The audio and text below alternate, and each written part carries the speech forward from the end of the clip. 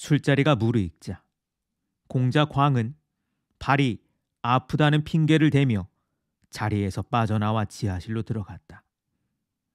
전제로 하여금 물고기 뱃속에 비수를 숨겨 임금에게 올리도록 하였다. 왕 앞에 나아가 전제는 물고기를 찢고 비수를 꺼내 왕을 찔렀다. 왕은 그 자리에서 죽었고 좌우의 병사들도 전제를 죽였다. 왕을 모신 사람들이 크게 소란스러워졌다. 공자 광이 숨겨둔 병사들을 내어 요의 무리들을 공격했다. 모두 해치우고 스스로 임금이 되었으니 그가 바로 함려이다. 함려는 전제 아들을 상경에 봉했다. 그렇게 물고기 뱃속에 숨겨두었던 전제의 비수가 임금의 가슴을 꿰뚫었고, 또한 임금 옆에 있던 호위병의 칼이 전제의 가슴을 꿰뚫었습니다. 임금도 죽고 전제도 죽었죠. 연회장은 피투성이가 되어 어지러운 상황입니다. 광은 숨겨둔 병사들을 내보냅니다. 모두 해치운 뒤 공자 광이 임금이 되니 그가 바로 오왕 함려입니다. 벌써 한 달째 만난 인물입니다. 손물을 등용했던 임금, 아들 부차에게 나를 죽게 만든 원수를 잊지 말라고 말했던 인물, 그가 바로 이렇게 임금이 되었습니다.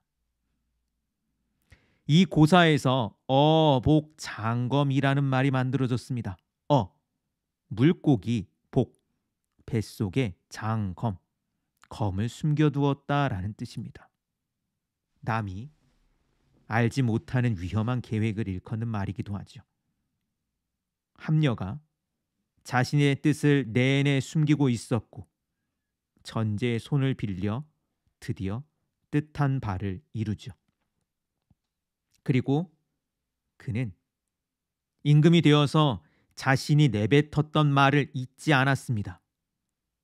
내 몸이 바로 그대의 몸이요. 즉, 당신이 나를 위해 몸을 움직이면 내가 그대의 가족을 보살펴 주리다.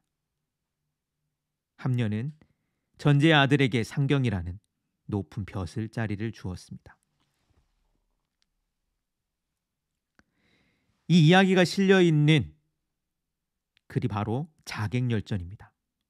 그리고 이 사마천의 자객열전은 사마천의 사기 전체 가운데서도, 그리고 사기 열전 가운데서도 꽤 매력적인 글로 손꼽힙니다.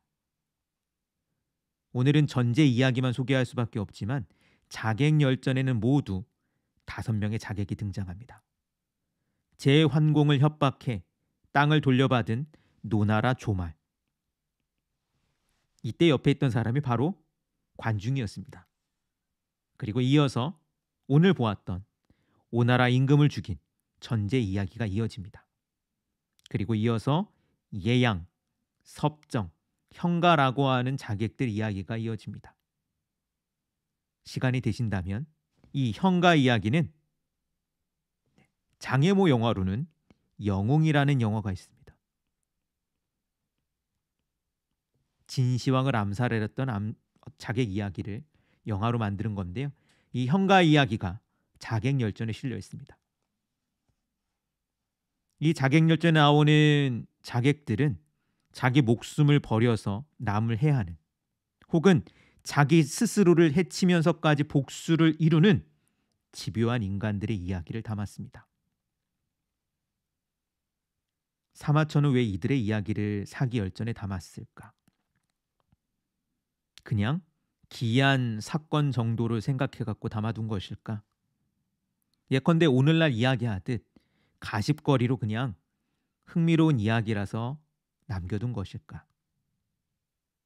그러나 고문을 읽었던, 옛글을 읽었던 많은 사람들은 이 편을 손꼽아 훌륭한 편이라고 이야기했고, 지금도 읽어보면 이 자객열전은 독자를 사로잡는 힘이 있습니다.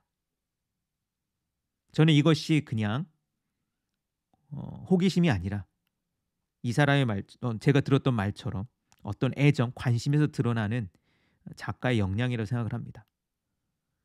누가 그러더라고요. 피사체에 대한 애정이 사진을 결정한다.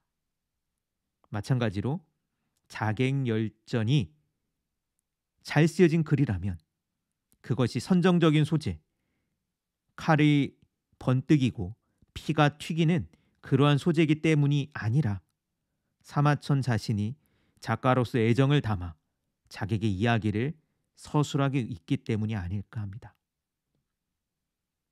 그럼 왜 사마천은 이런 이야기를 그렇게 매력적으로 담았을까?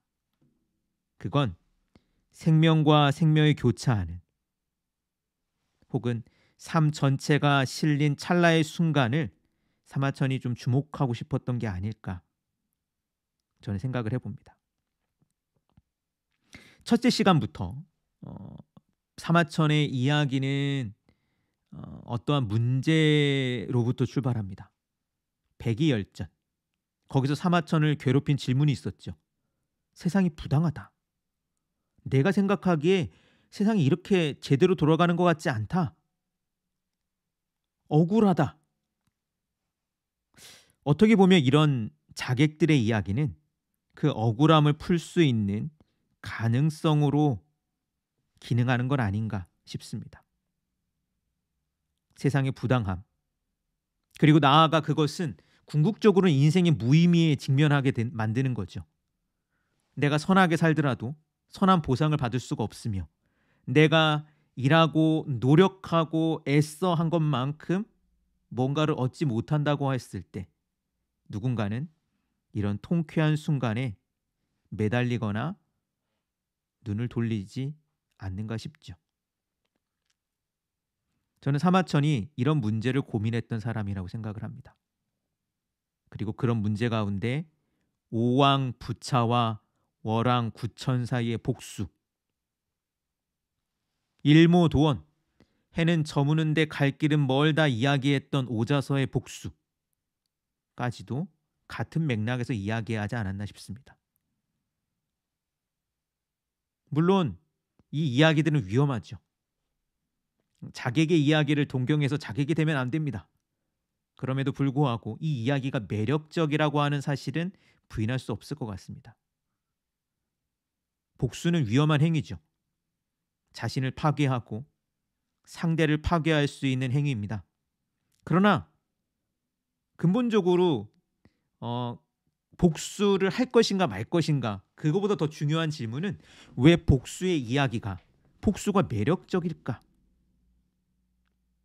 그건 사마천이 가지고 있었던 질문들을 우리도 가지고 있기 때문이 아닌가 싶습니다. 뭔가 갑갑하고 답답하고 뭔가 풀리지 않는 무엇인가 있을 때 이들의 삶이, 이들의 이야기가 하나의 동경처럼 기묘한 카타르시스를 주는 거죠.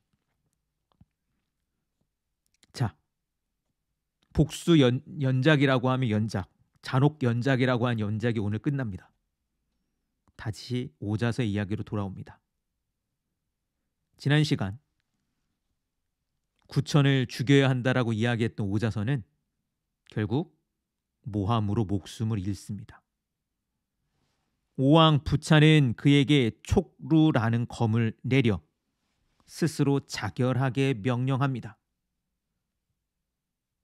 아비와 형을 죽인 원수에게 복수를 했고 오나라의 충신으로 오나라를 부강에 만들었던 오자서, 그는 깨끗하게 죽을 수 있을까?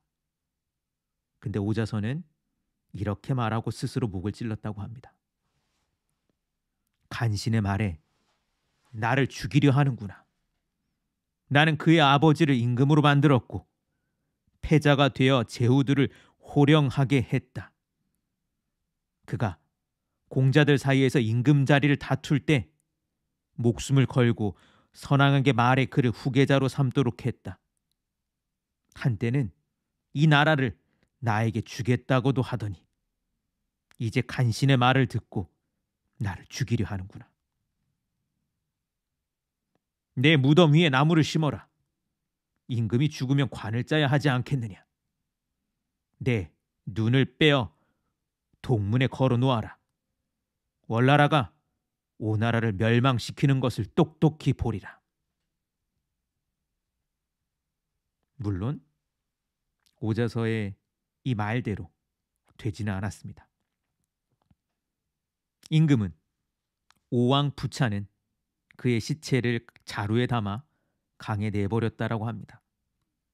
그러나 그의 날선 목소리, 매서운 눈빛은 수천 년이 지난 지금도 번뜩이고 읽을 때마다 뭔가의 기묘한 짜릿함을 선물해주고 있습니다.